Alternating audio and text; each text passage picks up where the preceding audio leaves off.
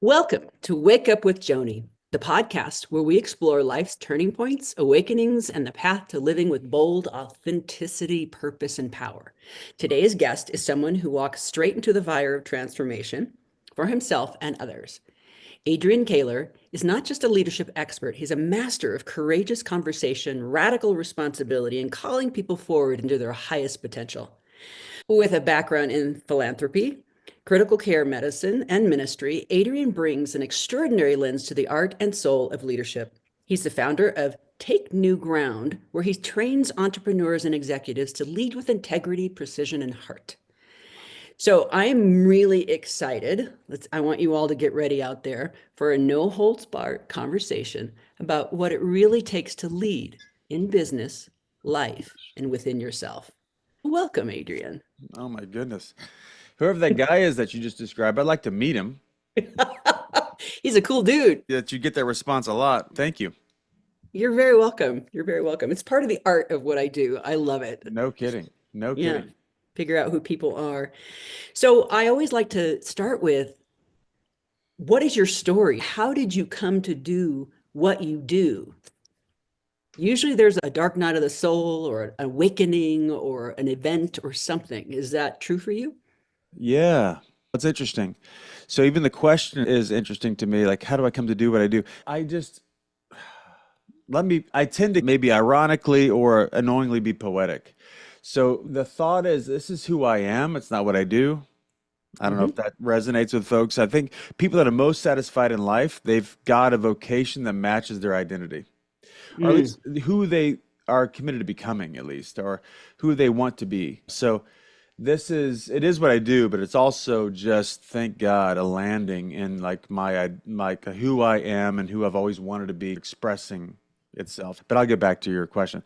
How did I get here? Yeah, very convoluted story with a through line that I finally figured out. So let's see, let me make a short version of this. I grew up in a small town, nothing, 8,000 people in the middle of nowhere. I liken it to an episode of Friday Night Lights. That was like the hometown I grew up in. Parents are both school teachers. I'm the youngest of two boys. My brother is what we call a hoss. Big dude, very athletic. I was smaller, scrappier, more disciplined probably, and the just school happened naturally for me. Anyway, worked my way up and became effective in sports, which is like the currency in my family. Moved on to college, and maybe I was going to be a doctor. It happened naturally for me. But then halfway through school, I was playing football in college. I'm like, I don't know if I want to be a doctor. So I actually got a nursing degree, which was Mhm. not the plan. I wasn't like, I never wanted to be a nurse, that kind of thing. But I was like, oh, this is like Dr. Light. Okay, cool. So I can go travel the world. I did have a heart for adventure.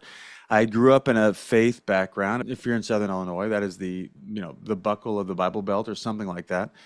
And so I grew up in that context. Part of that worked for me.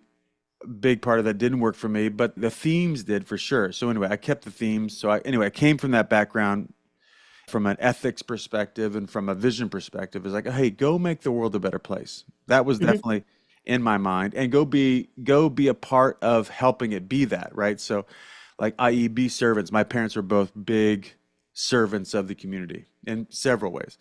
So moved to Chicago, was a nurse, worked in pediatric intensive care at Children's Memorial in Chicago, loved it, but didn't like want to climb the ladder as a nurse. That wasn't ever interesting to me. Long story short, was with a group. I was involved in a church in Chicago, was with a group serving in India. As a part of that process, they gave us a CD. Remember those? They gave us a Mhm. CD of essentially a TED talk or a sermon by a guy named Erwin McManus, if listeners don't know Erwin, which you might not, because it's a little subculture thing, but Erwin is one of the best communicators in the world. And communicating, I think, at least for me, the most important messages of the Judeo-Christian ethic, I would say. Mhm. And I heard this talk and I thought, who is this guy? I have never heard anybody give such a compelling, penetrating context of the meaning of why one ought to follow this guy, Jesus guy. So, anyway, for me at the time when I was 20, 25, I thought, oh, I'm going to move to LA. So I did. So 20 years ago, I moved to Los Angeles. I was a nurse out here, worked at UCLA and worked at Cedar Sinai just to make money, but then also got involved with this place called Mosaic, which is a place that Irwin started. And I was just whatever you need. What can I do? So I served and served and served. And I ended up becoming a guy that built leadership teams and like mobilized people into the city to go make a difference. Mosaic is 3,000 people in an urban environment that never happens. That happens in the suburbs, not in the city. That's back to how compelling Irwin is and the community he generated. I had a 2,000 people organization that would go serve in the city, and I would take people overseas. So I'd take people all over the world. So I don't know, dozens and dozens and dozens of trips everywhere. My passport was full, and got good at helping people also understand themselves and understand what matters to them and take a leap, because everybody's busy doing whatever they're doing and they don't think about what happens if they decide to take a courageous leap. So Mhm. did that, helped a guy. His father was a billionaire. He said, hey, would you leave this and help me start my foundation? I give $50 million away. Yeah, that sounds cool. So I left that, making 32,500 bucks a year, and jumped up into the foundation world. And then we did leadership trainings in prison with murderers. I met a guy named Dan Tacchini who was running leadership trainings, but was also an expert at doing gang intervention work. So Wow. somebody introduced me to him. I met him and I took him into prisons. I followed a couple of nuns into prisons, and mostly Soledad State Prison here in California. And we did all these trainings with all these lifers. So Wow. there's a bunch of stories in there I'll leave out for the sake of time. Did that for a long time, went through all of Dan's trainings. He's the GOAT at this in like the transformational leadership world. And there's a bunch of stories there about why. But after I realized that my vision for the foundation that I had helped start was just distinct, I guess, from the guy that gave the money. Of course, he gave the money. It's his organization. So I just said, hey, man, love you. I'm going to go do my thing. And that's when I started coaching. That was about 15 years ago. And started coaching folks at my age. And I was early 30s at the time. I'm in my mid 40s now. And now I coach solely founders of companies. And we Wow. do a bunch of stuff. So I'll stop there. Okay, so a couple of things, because I love to pull threads. I want to go back to the themes. You Yep. said that there were themes in the religious piece of your upbringing that you kept. Can you Yep. talk about those a little bit? Sure. Specifically in the religious part. So, Well, as you pull it through your leadership part, because obviously values are values. So what sure. resonated with you? Well, it took me a while. When I first started coaching, I always dreaded if somebody asked me about my background, Hmm. because most quote unquote coaches, which by the way, I have pretty low respect for the industry, but coaches typically are like people with some kind of business background that decide to hop out and go do business stuff and teach people about business stuff. I Hmm. didn't have any of that. So it was always like a fear of mine early that if I was talking to somebody that's impressive, they'd ask me where I've worked before, something like that. And my concern was that they wouldn't be that connected to or honor or be interested in my background. But once I finally took a look at it, it took me a while to get this. I have been very good at, drawn towards, maybe even an expert at, connecting with people in conflicted situations, helping them see and then own what's happening, and then take courageous action that generates the outcomes that they want. Now, Okay. that's a long paragraph, but that's it. I'm really great at helping people own the situation that they're in. They chose it or didn't choose it, and then take courageous action. All the way back into the hospital rooms with moms and dads whose kids were dying, all the way back to like people that were having coffee with me with existential crisis, all the way back to guys that were in prison. Can we just own it? Yeah, you did it. Right. Um, Right. So taking responsibility, being accountable, yes. then they're not victims, and then they are empowered to do it, to A- change it. Amen. Okay. So talk to me about conflict, because honestly, conflict, people, it scares people. They won't have the hard conversations. They won't step into something new or distinct, as you say, because they're afraid of whatever it is. So how do you, because are you naturally that confident, or is this something that you, so this is a two-parter, or is this something that you developed, that skill? Well, what a fun question. So, first off, people aren't scared of conflict. Okay. I would assert people are scared of what they make up about what is going to happen because of conflict. Yeah. right? They're scared of, and I know you know that, but it just so people, because people always say I'm not good at conflict, which is such an out. Right. It's like such a way to avoid it. And Mhm. but they don't get that what they make up about what's on the other side of the conversation they're unwilling to have, that's actually what they're scared of. Mhm. Anyway, first point. Second is, I guess to your second question, have I always been good at it? I don't think so. I don't know that I'm good at it now. I just know that I am unwilling to coast through life. And there's a phrase in my head like almost all the time, make it count. Mhm. Make it count. And there's one that's actually come up in the last few months, let it rip, which is different. But the make it count, you know what? We don't know when we're going to die. And we don't know. We're not promised tomorrow, that kind of thing. Mhm. There's an old colloquialism here about if you want to find the repository of regrets, go to the cemetery. We just live that way. This is very human, is to like, oh, it'll get better. Oh, it's not. The meta conversation is, it's not worth having. And yet, we're always, as human beings, in this striving for intimacy. We're striving to be seen. We're striving to see other people. We're striving for trust. We're striving for peace, all those types of things. But we don't realize we don't get peace without conflict. Mhm. It's like there's no peace without a willingness to not have peace. And yet, if there's a willingness to go have the conversation, and probably the other party also knows is necessary, I do get the fact that most folks don't look for resources to have it Mhm. because there's no information that's unavailable now. If you like searched on YouTube right now, what's the best ways to have a tough conversation? There's probably 10,000 videos to go watch. So Right. it's not an information issue. When people say I don't know how, that's a lie. As you were speaking, I was thinking about conflict in terms of change. So the only constant is change. Yes. Everything is changing, evolving, devolving, whatever it is, it's changing. Yes. Conflict is intricate part of that in a way, because Yes. conflict from what's happening in this present moment to what's going to be different. And in the same way, people perhaps fear the unknown, the outcome of the conversation, the outcome of the change. Yes. I had never thought of it that way before. Yes.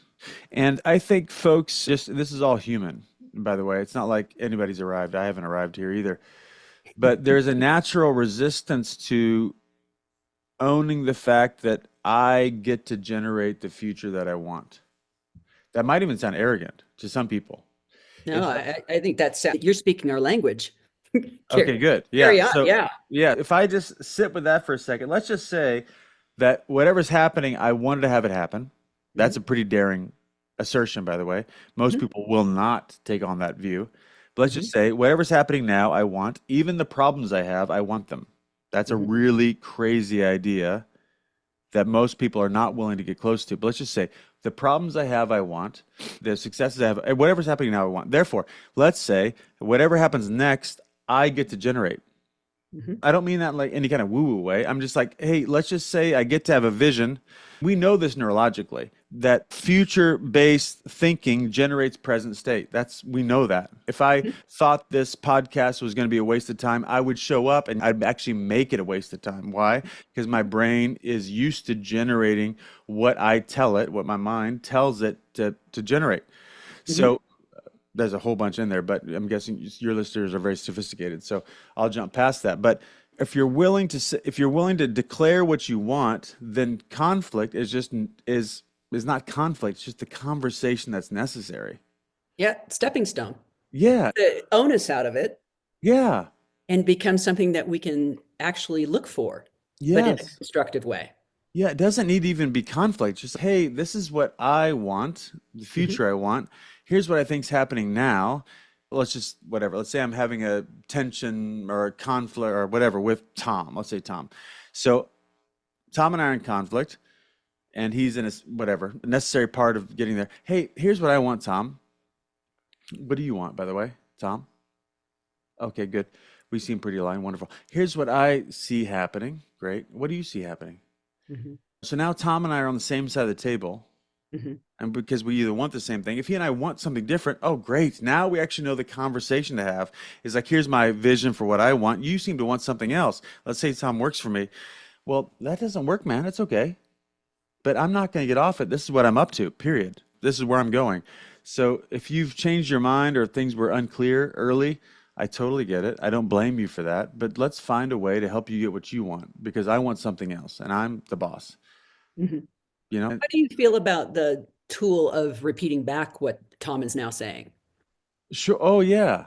Yeah, Yeah. If I'm in a conversation with Tom, I want to repeat back what he said for him. right. So Because he's heard. the meaning, we say it all the time, the meaning of every communication resides in the listener. Mm, So, hmm. and we know that from neuroscience. If folks that are listening haven't read it, Conversational Intelligence is a really great book, but it points this out that the meaning of every communication resides in the listener. So if Tom tells me something, I want to tell him what I heard because between his mouth and my ears, I'm going to make up something and I'm going to give him credit for what I made up. Right? So I want him to know what I've made up, i.e. the meaning of what he said, so he can see it, correct it, edit it, whatever's there, just so we're in the same conversation because two people are not having the same conversation. Yeah, yeah. Yep. Well, and this whole give and take, so the speaking and listening, Yep. it all necessary, but sometimes people don't realize that. It's like, here's what I want. This Yep. is it. Let's go. And even as leaders, I've noticed this. Speaking of, well, speaking of Well, coaching can I leaders, agree with you for a second before you move on? you may, please. It's yes. When people decide to say what they think or what they want, they give them a big pat on the back for saying it Mm, instead of just seeing if it landed. hmm. The strife of most leaders is thinking that them saying it matters. It's Hmm. not. It landing matters. But it's vulnerable to see if, first off, did I actually land what I thought I landed? And what are the arguments in the room against what I said? Most people are not willing to entertain that. And then who might leave because of what I've said? People aren't willing to like entertain that. So just to your point, people tend to say things and then give themselves credit for it. Just like kind of pointing out the elephant in the room, they we give ourselves credit for that all the time. That doesn't matter. Whatever. It's like a first step, but we call it riding the elephant. Hmm. Like the thing that people don't want to talk about, yes, you could point it out, but that doesn't do much except for point out what's obvious to almost everyone in the room. But talking through it, actually making it the point of the conversation, it generates resource that wasn't there before. But that's Hmm. based on how I'm relating to the problem. The fact that it became an elephant in the room is that I and everyone else are avoiding it. I'm done avoiding it because I think there's resource in looking into it. Hmm. So anyway, to your point, I think it's very, at least for my clients in particular, which are all founders of companies, they're all brilliant. They're Hmm. pioneers. They're very smart, very ambitious. They're used to thinking that them saying something matters.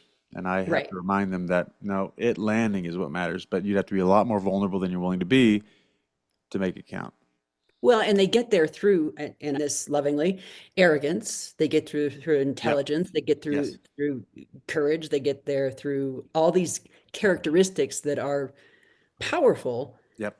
But once they're there, they've siloed themselves oftentimes. So there's Oh no yeah. one saying to them, no, that's a bad idea. Yes. They're at the top of the food chain. And you were Yes. talking about there's a word you use, which is precious. So there are Yeah. two questions. And well, there are so many questions I have for you. But I Yes. want you to talk about this, the concept of them being precious, and because we can extrapolate that to our own lives at home too.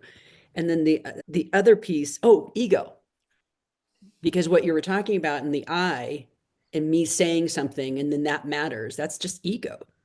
So I'm sure you have a lot to say about ego. Sure. So carry on. Well, it's funny. I actually don't use the ego vernacular that often because I'm not a Freud guy, but I do get what people mean by it. I think I'm in that domain. I just don't use the language, but I get what you're after. So the first is, hold on, what was the first part of the question? Precious, Precious. Oh, yeah. Wow. Okay. Yes, a lot to say to your point. So please. let's see where to start. Who are you is the first question. Who are you? Most folks it's natural for human beings to live in a what I would call a static view of personality. Like Mhm. I am blank. And there's no question in that. This is who I am. And I guess we could talk about Freud for a second. Freud actually solidified this. And he's a brilliant guy, and there's lots of his work that served humanity.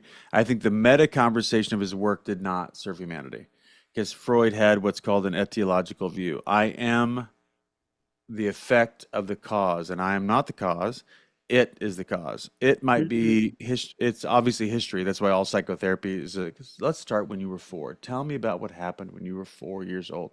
And you walk through your whole family, and like the family structure is what generated who you are today, right? So, and I might be offending people already. Hello, I love you. If you're listening and you're offended, I love you. Just hang with me for a second, just because I've got hopefully a powerful conversation that might liberate you. The if we live in that I am what happened or I am what's happening now, I'm just at effect of that. So I am actually not me. I am the product of a system. And so the despair that human beings naturally live in is because we believe that. I don't have any power. I don't have any choice. I just am fatalistic. And I'll just receive what's here to receive. And we don't even think about it that way because we just think that my perception of reality, how do I say that? We think that our perception, man, that's so distinct. My perception of reality isn't my generation. It's like I'm not generating my own perception of reality. It's just what's happened. It's a Mhm. gravity for us, right? Because we don't necessarily, I'm looking at the fish tank that's across the hall right over there, that we're like, we can't see the water we're swimming in. Mhm. And we don't see the distinctions between how to interpret potential to interpret the same thing a few different ways. Mhm. If my father was absent, like some people would say, that made me not trust men, or that made me not trust authority, or my father was absent. That made me want to be a very present man. Mhm. Same thing happened. I interpreted it distinctly in a way that fueled me instead of held me back. So Yes. yeah, I don't dismiss the feelings about that or what happened or like the impact of what happened when I was 6. But now I get to decide. I'm a 44-year-old man. Like now I get to decide how I'm going to father, like for myself, how I'm going to father my children. Like my fathering has no impact except for what I decide happened. What I decide is going to happen now. It actually fuels me. So a If big part of your work then is about helping people reclaim their sovereignty. right on. Yes. Okay. Yes. I would say it that way. So that's the first thing is what do I believe about myself? Am I static? Meaning this is who I am. People say things all the time. I'm a procrastinator. I'm a whatever. Even just happened the other day. I'm always training my son. I've got 11-year-old and 8. I've got an 11-year-old son. I've got an 8-year-old, almost 9-year-old girl. She's 8. Hmm. She'll be 9 in 10 days. And I'm training my son. I said, "Listen, son, you have a great memory. You need to tell yourself that every day." Because I meet almost every adult, they say, I don't have a good memory. Why do they say that? Because they don't pay attention and they blame it on their brain. I don't know your name. I'm not good with names. That's a choice. Hmm. I'm not good with names is a choice. Not that I remember every single name, but I'm very committed to knowing the waiter's name. So I am annoyingly engaged with every waiter that comes to every table, especially when my kids are here.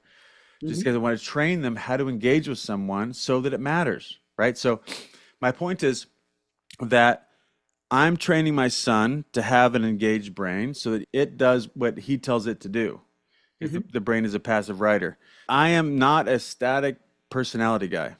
I am a dynamic person. Like I get to choose what's going on. We can shift over time. We don't believe in change, but we do believe in transformation. There are things that are true about me and are consistent, I would say, about me, but I get to decide what it means to me. That's transformation. I'm like, I'm insecure about whatever. Let's see. I'm insecure about, Adler called it life lies. There's a nonstop conversation for me that I am a fraud. Let's say, for example, that I am dumb. I'm not Hmm. smart enough. That's been around since I was a kid. Yeah. And I coach world-class leaders. So, okay, there's some facts that are against my story about myself, but that Hmm. story's not going to go anywhere. It doesn't. Hmm. It doesn't go Hmm. away. But I can transform it. Whenever that conversation comes up, it tells me that if I don't watch it, it's going to run the conversation. I'm going to try to impress them. Or I can notice the conversation and I can decide to engage in the other side of it, which is to get more curious. Like not try to not use the conversation to prove what I'm scared is true, if that makes Hmm. sense. Yes. Yeah, that's what Adler says. Which, by the way, if you haven't read the book, The Courage to Be Disliked. It goes into deep conversation about this kind of big picture Freud's view versus Adler's view. So Freud Cool. said, I am what happened. Adler said, I am what I'm committed to. Yeah, that resonates. Yes. So Sounds like we're in lockstep in we're that way. we're aligned. So Yes.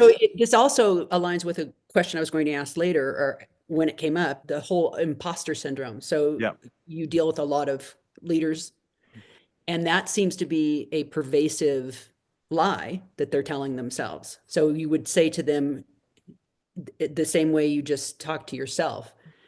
Well, let me ask you, what would you say to them? So I Yeah. have imposter syndrome. What do you say?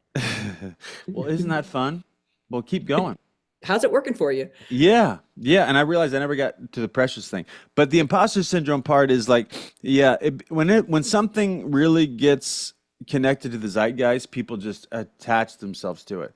So imposter syndrome means I feel like a fraud, so that gives me license to not take courageous action, I would say. Ooh, Right? I feel like, yeah, but who doesn't feel like a fraud? Listen, if you feel like a fraud, that means you're up to something important. That's great. If you're doing oh, if you're doing something that's lesser than your own calling in life, you won't feel like a fraud.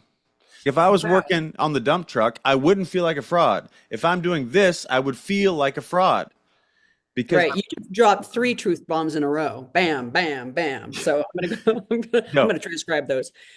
Yeah. And listeners out there, at the end, he'll tell you where to find him, but you've got to look at Adrian's Instagram because it will inspire on a daily. Okay, let's go back to Precious. So unless you have Okay. more on that. Oh, we could go 2 days on any of these things, but let And me, I would. I know. It seems like we're going to be close friends. Let me do Precious. So, sorry, I was doing it more in depth, slower, and I got lost in the weeds over It's there. all good. It's Yeah, all but so beauty came Precious, out of it. yeah, so Precious is whenever we are very committed for other people, and for some people that matters more, but for all of us, how we view ourselves is very actually fragile. Hmm. So, how it shows up as fragile is it shows up like dogmatic. Like, I know how it is. And when anybody has a view that it is this way, they're very fragile. It looks like they're committed, but they're not because they can't even, they're not even willing to take a look at what might be true that is more like equal to or more true than what they already say is true. Hmm. So that's why when people come to we have a 4-day leadership training that you would love for sure, and any of your listeners might love, called the Revenant Process. Hmm. And that's a very common inquiry for us when people assert things about themselves. What might be as true or more true than that? Hmm. And most folks are unwilling, for I guess maybe obvious reasons, and maybe not. We can go into that. But to inquire into what might be more true or as true than what I'm asserting about myself. So if you're not willing to do that, then you're very precious. Like I've been in some leadership trainings the last 3 weeks. I've done 2 executive offsites, 2 very different rooms, but all very, very, very similar meta conversations, which is we're very busy trying to look a certain way instead of getting connected to what's actually happening. That's the trouble, is that Hmm. like we all want, not all, most folks want to go somewhere new. Most folks have goals. Not everybody does, but most folks have goals. But the problem is we can't get there until we get here. Sometimes I say there's never a next until there's a now. Hmm. So what I mean by that is there's a sober view of reality that's necessary. And if we're not willing to have it, then there's literally we can't get somewhere new because we'll just keep doing this there.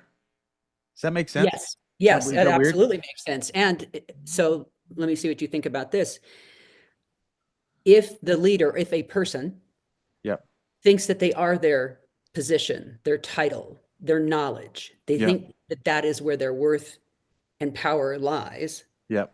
then anything that challenges that in any way, any thought within even their own brain, it turns what they think is foundation into quicksand because Yeah. that's not who they are at all. So do you bring spirituality into your leadership to help them, and you can define your own definition of spirituality, but to help them understand who they are such that they are not on quicksand? I think I do. I haven't thought about it in that way. I definitely don't bring any of kind of my specific religious background. I don't think of it religious, but people do. But the most of spirituality for me is like the unseen. Hmm. All of relationships are unseen. Mm. So I do bring that, which Hmm. is it's undeniable. Like your relationship with yourself, even if it's undefined, it's happening. Hmm. Like how do I relate to myself? Am I generous with myself? Am I compelling to myself? Am I gracious with myself? Or am I critical? Am I judgmental? All that, that's a relationship to yourself. That's spiritual to me. And then with other people, like it'll all flow out of that. So I think, I guess now that I'm thinking about it, definitely I do in that context. Okay. And yeah. Okay. So do you agree with the piece about the reason they become so dogmatic is because if that is not true, then who am I? Well, especially as people build their whole persona, which is like their public version of themselves, Hmm. and we all do this, I guess, in some realm. Public folks do this uniquely and at magnitude, Hmm. especially if I'm like running a company. There is like a view that I need to keep up of myself. Hmm. Which is And not untrue yeah, levels. Yeah. Because they yes, need to lead with authority so that people have confidence, etc. But yeah. Anytime somebody tells me I don't care what I don't care what people think, I'm like, whoa, you're a maniac. Why do you not care what people think? This is like that's a bad idea. That's at some point I think because there we went through a self-esteem movement like in the 80s, and which was all kind of BS. If you encourage people and just give everybody a trophy, that's going to work. We know that doesn't work. I think the revolt of that is I don't care what people think. I'm just going to be who I am. hmm. And yet that also doesn't work because impact is what matters, not your own intention. So that's a piece of it.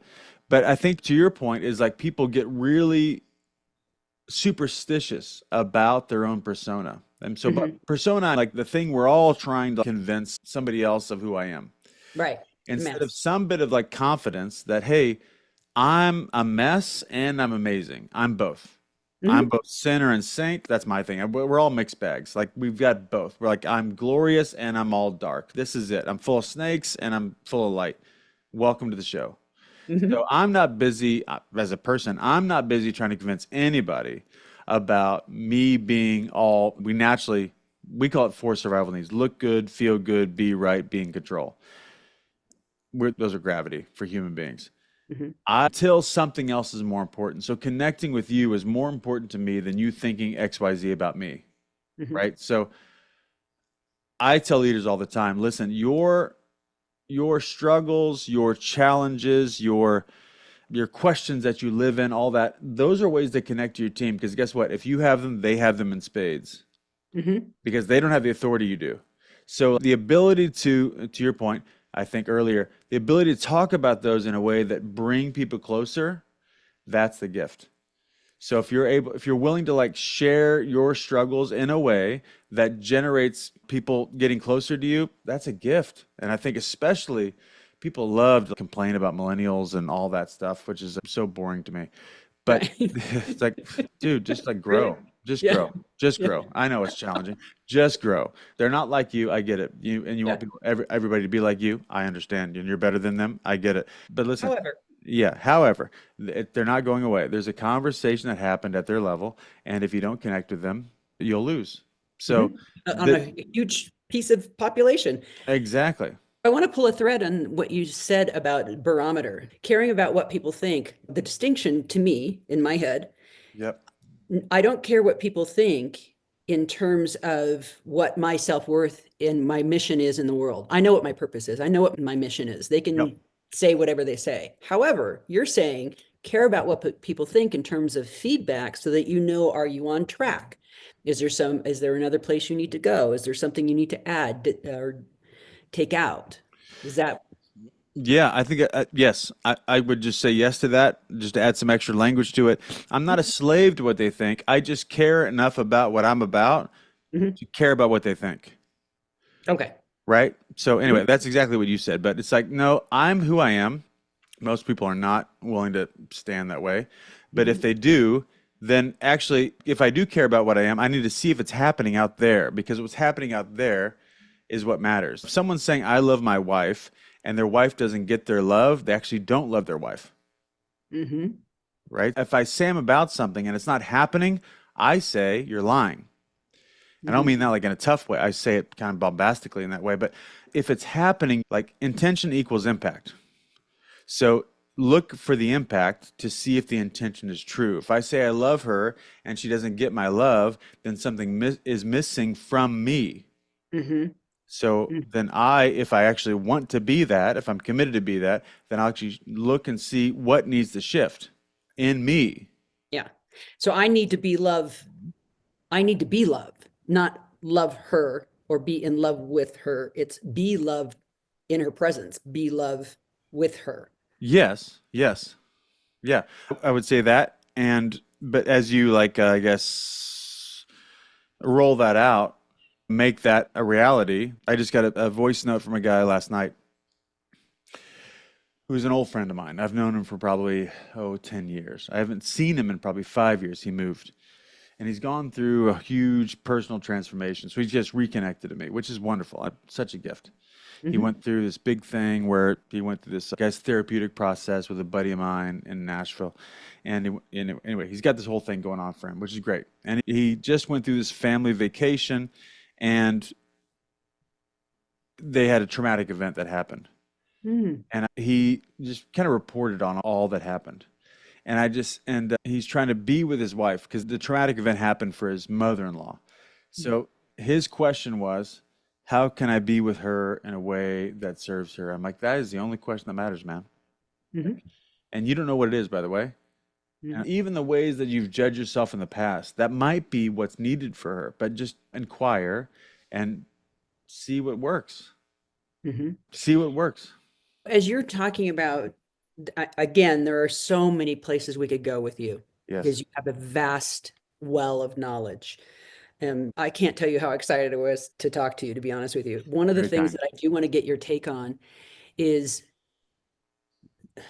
is there a difference between masculine leadership and feminine leadership? And can you speak to both and how to step into it and harness it? Yeah. So is there a difference? Probably. Even in that voice note back to the guy that I was just talking about, Mhm. because he's busy judging himself for not being emotional about what happened to his mother-in-law. Mhm. Mhm. And I just said on the voice note, I said, hey, man, what if the fact that you're showing up, solving problems, making a plan, getting shit done, what if that's the gift? Right. So I would say that's more of a masculine type of leadership. Absolutely. And Action. Mhm. yeah, action. Like they solve problems, man. Get your Uh, hammer out. get your hand. Yeah. So I hearken back. I've got chills thinking about it. Wow. There's an aspect of that guy, Dan Tacchini, that I talked about earlier Mhm. that then I hired to come do the stuff in prison. But now, as a business partner of mine, he's like my best friend. He's 70 years old, Mhm. and I'm 44. So think Mhm. about that. Mhm. What I loved about him the most not only when I saw him and hired him to come do the stuff in prison, but when I saw him in the work, like in trainings, he is a very tough Italian guy. Very tough. Tacchini. Daniel Luigi Tacchini. He'll like say Italian shit all day long in the training. It's kind of charming. But here's what I loved about him. He could be in the face of a lifer, just like nose to nose, and they could be at each other, like scary. And these guys are all murderers. These guys are like serious dudes. In one moment, when the guy breaks, Mhm. when it hits him, and he weeps, Dan will weep with him in a second. And when I saw that, I thought, I've never seen that before. I don't know a man on the planet that can do that. Mhm. So I think to your question, and maybe it connects to a question earlier, if we decide to be less precious, if we decide to be less stuck in a way that we should be, and decide to become what's necessary to make it happen, whatever that is for the listener, whatever that is for me, whatever that is for you, it will call out of us some masculine energy. Let's call it like a push through, challenge, task oriented, whatever. I'm not saying women don't do that kind of thing, but I'm saying that's a masculine trait, which we know from history. And it would also call from us, if we do it really well, a very generous, loving nature, like nurturing, connected trait, which is more feminine. Mhm. So we could get in the neuroscience about why all that's true. If you're offended, welcome to the zeitgeist. But if you want to get connected to what's necessary, just entertain it. That I Mhm. think both are necessary. So most of the folks I work with are more masculine in a way, like get something done. They're more pioneers. Some of them, a few of them, I guess, have been more feminine in like the traditional sense of like more poetic or more like visionary, quote unquote visionary, more like storytellers, and aren't about necessarily about getting things done, but they have to hire differently. I think maybe my most effective or helpful point is like everybody's got a nature to them. Mhm.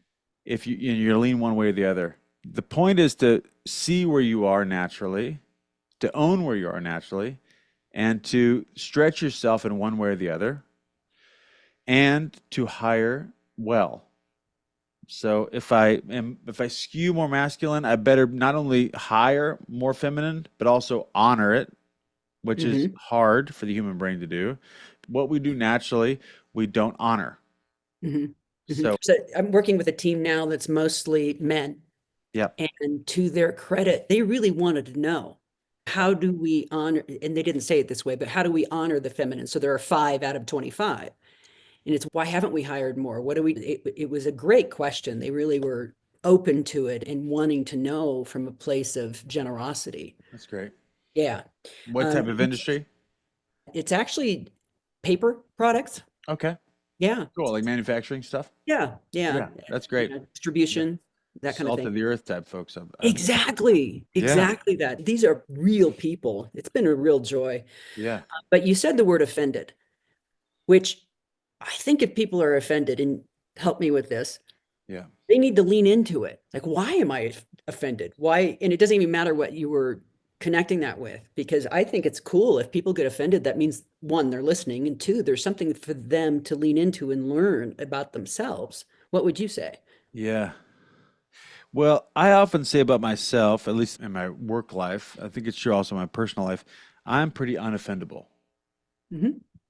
Now, You don't take things personally. well, That's that's a superpower. yeah, I think it's true for me that I could probably prove it with some evidence, but I'll say it that way, is that I really do care about the other person. I'm a very caring person, number one. It's pretty innate for me, but also a choice. And so if someone has an offense with me, I'm actually interested in like, if someone says something to me that would be offensive for most other people, I'm actually not interested in my emotional react. When you say offended, we're saying I am focused on my emotional reaction to what you said, right? Yes, That's what offended correct. means. Yes. Like my emotional reaction is what's the focal point. I'm offended. Or great. So that's what most people do. Or we could say, I wonder why that's so for them Hmm. for two reasons. One is it is a feedback loop about my and about if my intention landed or not. Mm. If someone says X, it tells me that I was ineffective in what I thought I was doing. Hmm. Number one. But most important for me is it is a reflection of where they're coming from. It's like people are in relationships and we're not that interested in what's happening over there. Hmm. So if someone says something that's offensive, it just tells you where they are. Now, why are they there? That most people don't ask themselves that question. Like, why are they there? They would say that to me. And I just got off the call with a guy. Let's see, what can I share? I just got off a call with a guy that is a significant leader in a business, and he, in his mind, has been a very key leader in the financial success of the business. Yet, the historical leadership of the business does not see that. Mm. Now, isn't that interesting? He's Hmm. really clear about his impact financially, yet the person that founded the business is not that clear based on results. Hmm. Huh. Isn't that interesting? I wonder why. That's my conversation with this guy. I wonder why people don't see what you see. He's very certain about what they should see, but he's Hmm. not. he's not inquisitive about what's missing from him in his either communication or if they actually agree with what he sees. Hmm. He's very busy being right about it. And is he not taking into account the fact that the results, the numbers are saying something different? How does he explain that to himself? Well, this guy comes off pretty robotic, Hmm. but I'm guessing the numbers are true. I, I'm guessing, I haven't seen the P&L, but I'm guessing the numbers are true. But the founder cares about something else than he thinks the founder should care about. Back to being offended. He's busy thinking that the founder ought to think something else. So he's very Got it. when he's on with me, he's like, they ought to see it this way, if they would see it this way, blah blah blah, all that stuff. All that to say, to your point, we spend a lot of time living in reaction to where other people are Hmm. instead of Yes. A lot of being, wasted time. oh, well, it's a safety zone, right? If people love drama, drama is just it's a great distraction. Escape. Yeah. Yeah, it's a great escape. So being offended is just so lame in my view. It's like what like okay, fine, whatever. Just be Yeah. 65 and still be offended. What a waste of time. Why don't you go make it work or move on? Hmm. That's Hmm. what I say. Make it work or move on. Yeah. Yeah. Absolutely. So there was something that you were talking about with your 11-year-old child that I want to go back to Yeah. because I think it's really important and Yeah. it's connected to not just having children, but relationships, employers, employees, all of it. So you consciously, intentionally engage your child and Yep. teach him how to engage his own brain and engage other people. Yep. Where's the digital world in that for you? Well, that's interesting. I guess I'm in the middle of that right now. Hmm. So he, let's see, me and his mother are no longer together in the marital sense. Hmm. Obviously, I call her my old friend we raise kids with, not my ex-wife. Old friends we raise kids with. I like that. Yeah, but it's like, it seems like for him in particular, 11-year-old boy, almost 9-year-old girl, that a lot of his like anecdotal stories come from YouTube, which is interesting. Yeah. He's just like telling, hey, have you heard that story about? And he tells me about something. Hmm. And it's like some kind of short on YouTube or whatever. I think because at least I can just speak from my side when I'm with him. I am my aim is to help him know how to see things in a way and relate to things in a way that are helpful, profitable, resourceful, and to kind of train his brain into how to see stuff. Hmm. And the digital world is not going to do that. That's not the zeitgeist. The zeitgeist is victimized. And Hmm. it's, at least in my view, my experience, is that the zeitgeist is not very responsible at all. Which there are Hmm. reasons why it's not. But so I'm just always either I my it's not going to go away though. I think to your point, maybe the listener's point, if you're like parenting a kid, the digital influence don't like the YouTube is not the challenge. How your child is looking at the YouTube and what they're thinking about when they're thinking about it, that's the challenge. Hmm. So helping them relate to it in a way that's resourceful. Hmm. So most kids don't, what's the numbers on this? I don't know that I know them. I've heard the statistics before. I don't know the details, but I forget exactly when it is. Most kids see their parents as the reference point up to some age, and then they see their peers up to some age. Yep. And it's like helping them relate to it in a way that works. That's the point. Yeah. So some people are like so conservative, which is kind of my upbringing. Let's not let them see it, and that's victory. Hmm. But it's not victory because at some point I'm going to see it. Well, and it's nearly impossible, Yes. nearly impossible. Don't. That fight is a silly fight. Yeah. It is self-indulgent. It is back to your word ego. It is a self-indulgent fight. If I don't let them have access to it, I win. No, you don't win. You just don't And prepare them. teach them how to navigate it. Yeah. That's right. I also do a lot of stuff with relationships, particularly for people over 50. And one of the things that I'm a real stickler on is if you're on a date, put your phone away. Yeah. And if you're in a relationship, put your phone away. Yeah. If you're in the presence of your child, put your phone away. Yes. So, what do you Yes. think? Yeah. I just told this at one of those executive leadership retreats to make a point that my at some point, probably, I don't know, 6 months ago, my old friend that I raised kids with, i.e. my ex-wife, she reached out to me saying, "Hey, Scout, who's my 11-year-old, he told me that you're on your phone when you guys are around and that's a problem for him." So we had a big conversation, the three of us. Wow. Yeah, which is wonderful.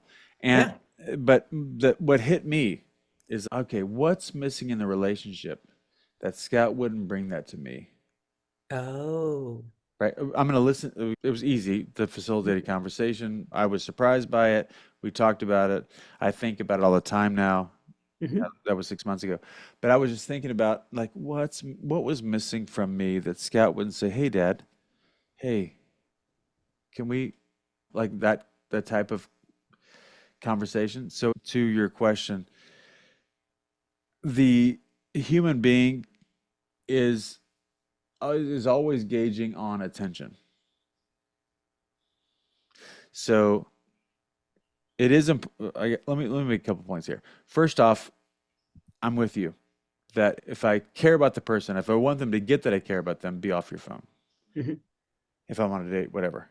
Also, for my kids, I'm at times I'm like, "Hey, I need to get back to a work text message or a work thing."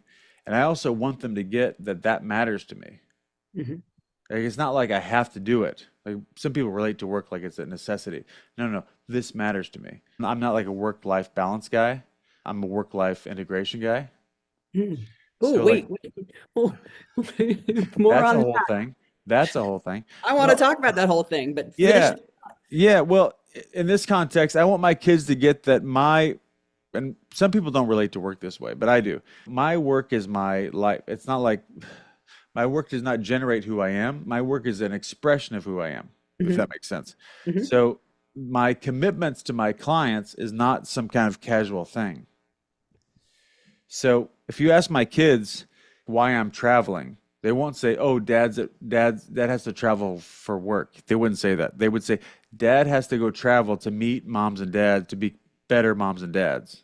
Mm. I'm not necessarily doing moms and dad stuff, but I train them to think about it that way because that's the vernacular they understand at that point. So they get that my work is what I'm up to and is a part of what I'm up to in life. I do not support parents trying to convince kids that kids are the center of their worlds. That Mhm. is not a gift to them. Right. Like, they are a part of their world. As far as it goes with technology and parenting, it's like my kids need to understand. Let me say it this way. When I'm on my phone, when I'm with my kids, I want to tell my kids what I'm up to on my phone. I don't want to be on my phone for no reason. I want them to know what I'm up to. Hey, I'm texting with Yeah. your mom, or hey, I'm texting with Dan, my Right. partner, or David, my partner. Or I actually put most of my work calls, if it ever has to happen, if it's necessary to happen, when I'm with my kids, I do it like in the car so they can hear it. Oh, okay. I want them to at least hear the type of conversation that dad's in. I used to play podcasts all the time of really smart people talking about big ideas Hmm. in the car so that they understand what adults think like. Yeah. Well, I love they're a part of your life, but they Yes, are not the center of your life that's because right. so many children grow up and they can't figure out why the world hasn't put them in the center of yeah. And then they can't figure out how to navigate life and Yes, conflict and all the things. Okay, that's good. right.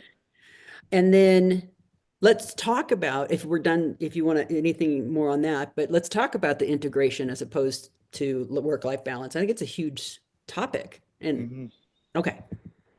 Well, I usually talk about this in the context of working with a leader, Hmm. and they've set the world up where their work life is in juxtaposition and a paradox with their personal life, which is code for their family, right? Hmm. So their commitment to their company and their commitment to their family, as if it's a teeter-totter. Like, so the more that Yeah. they're committed to their work, the less they're committed to their family in their mind. And they Hmm. might get feedback about that in context of, I guess, hours that are spent, Hmm. quote unquote, focusing on what they're doing and or focusing on either what they're doing over here or doing over here. Instead of, Educating both sides about how much both sides matter. Mm. And if you're going to take a job where they don't respect the commitment to your family, do not take that job. If you're committed to your family, if you don't have a family, cool. If you're not committed to your family, cool. If you are, you ought to tell who you work with that, hey, this matters to me. Yeah. Most people assume that that's true, but some people don't live that that's true. Hmm. And the same way on the other side, which is more risky, which is to educate your spouse or kids that work actually matters to me. Because work for me is not work. Work is like people. Yes. Yeah, people and what I'm up to and their results in their own life. I'm going to take the call with Josh at 8:30 p.m. because why? I give a blank about Josh. Hmm. And if he makes this decision well, it'll create that future. If he doesn't, it'll create that future. I want the good one. And it's if I talk to him, it'll help get him Yeah. to where he wants, and that matters to me. I want my Yeah. kids to see that that matters to me. It's not Mhm. like it's, but most people talk about work in such a generalized way that it's just work instead of what it Yeah. is. What is it really? So if I educate both sides of the equation, there's not this Teeter. perfect balance I'm trying to go for. Just Right. imagine if we actually get to this like perfect balance. People go for work-life balance, Mhm. which is such a farce. But anyway, let's say it's true. Let's just say we get it perfect. Then what? Don't move. That's the only answer. If I get it perfect, don't move. But life isn't like that. It's like this Yeah. always moving thing. So let's get over the work-life balance thing and figure out how to make it work together, which is why I call integration. It's like these things either work together or they're in competition with each other. Let's just say they work together. Yeah. Well, and so my key takeaway is communicate what Yes. matters Yes. in both places. Yes. And there will be necessary conflict in both realms. Right. Okay. All right. Yeah. If I'm committed to my family and my employer, if I work for somebody, does and maybe they don't have that value, or maybe they don't have a spouse or kids. Okay, but Right. I'm gonna ask for this day off so I can with my daughter on a field trip, which I go all the time. But if I for this person and they don't value that, I don't want to work for this person. Yeah. Good. Good. Yeah, No, I love this is reframing it for me. yeah, I think, and this will ripple out. So thank you for that. And the sure, people who will hear it from me through you. So I have a couple more questions because I sure. know, yeah, yeah. Is there a connection to personal healing and great leadership? Is there a connection between personal healing and great leadership? Yeah. And I don't mean not everybody comes from major trauma or Yeah, life events or what have you, but personal yeah, growth. Maybe we yeah. put it. No, I get it. I think the answer is yes. So my first thought is the more that I'm willing to look at and embrace, engage, make the best of, which I think is what healing means. Mm, I don't know if healing actually ever happens, but I mm, think it's make the best of something. mhm. If we decide to look at and then engage and then make the best of something, first off, I move forward. Second off, if I look at, engage, make the best of, if I do it honestly, then I take responsibility. And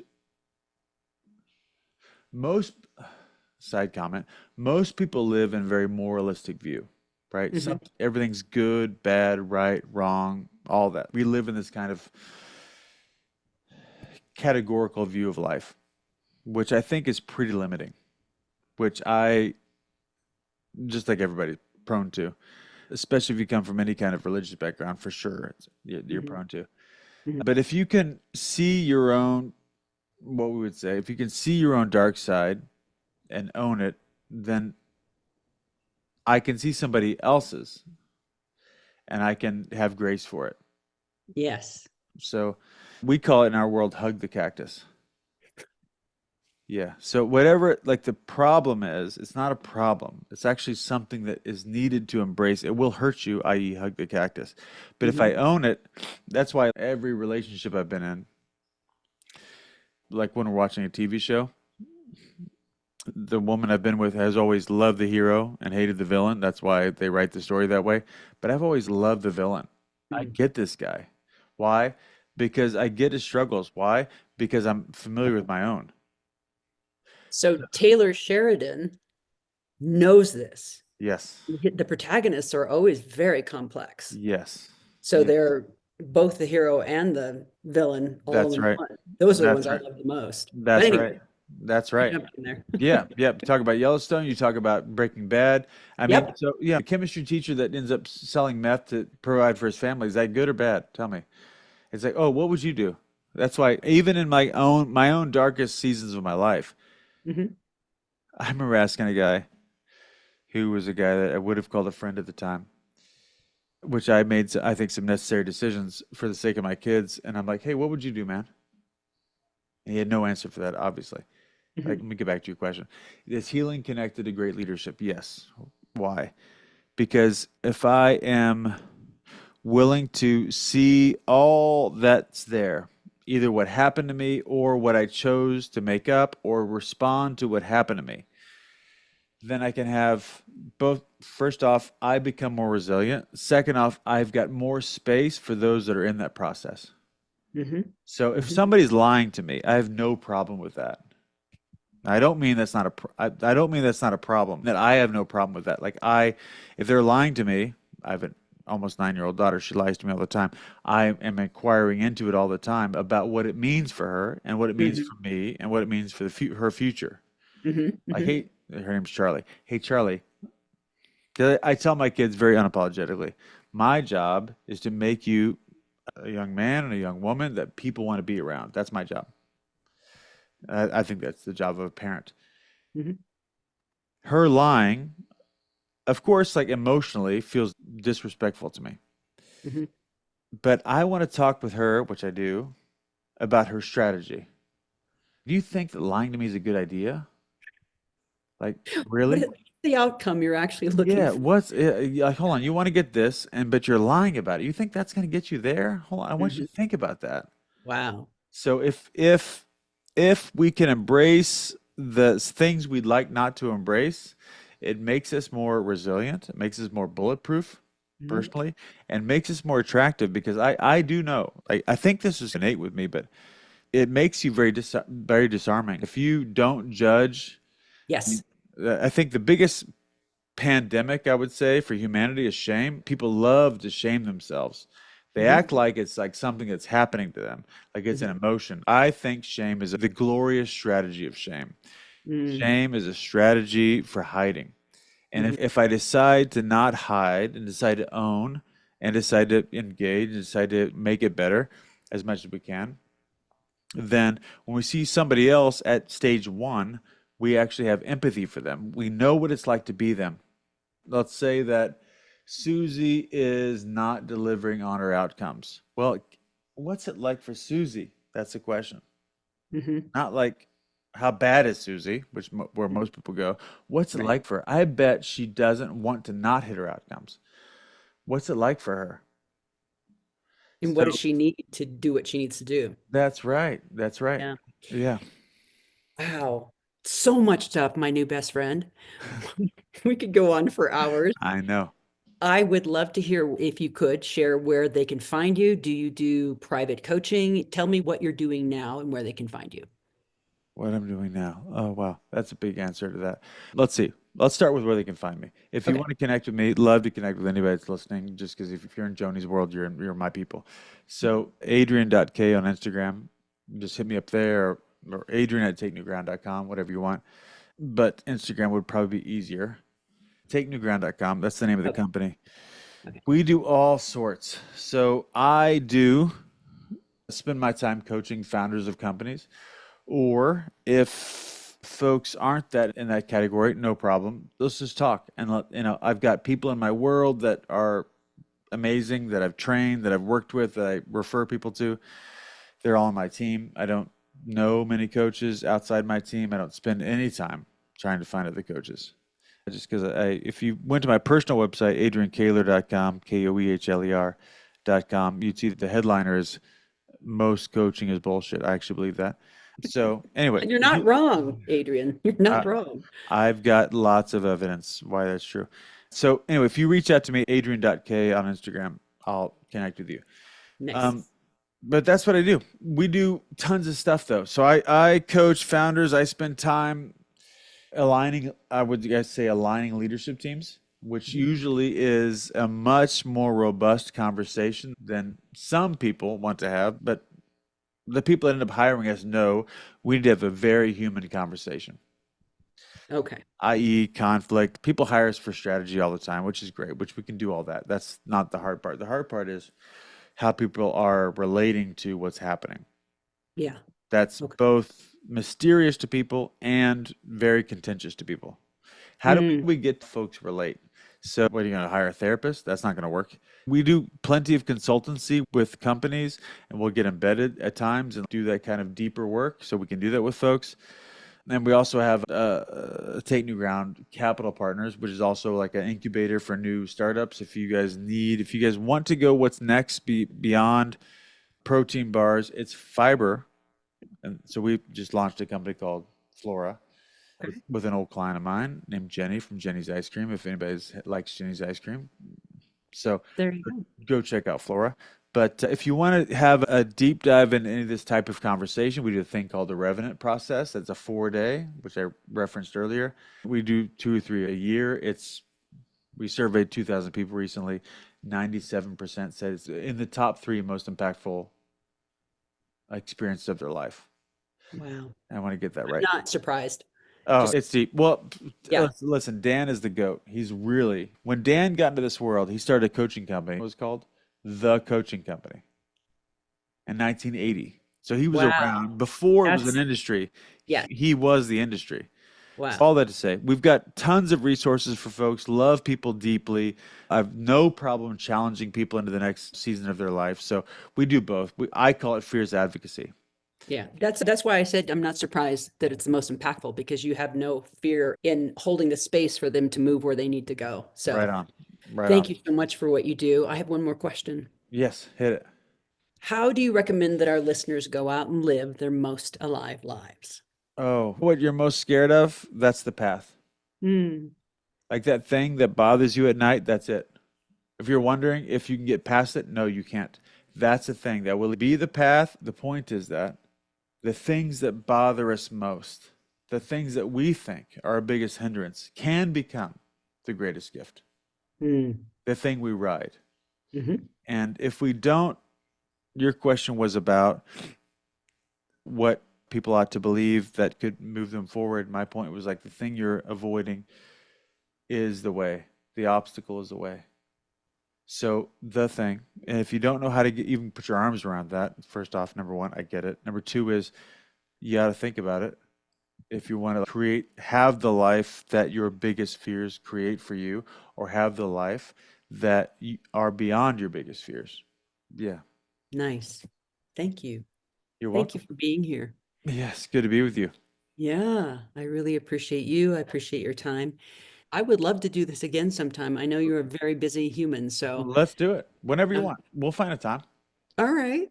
You're Yeah, the best. yeah, Okay, thank you. awesome.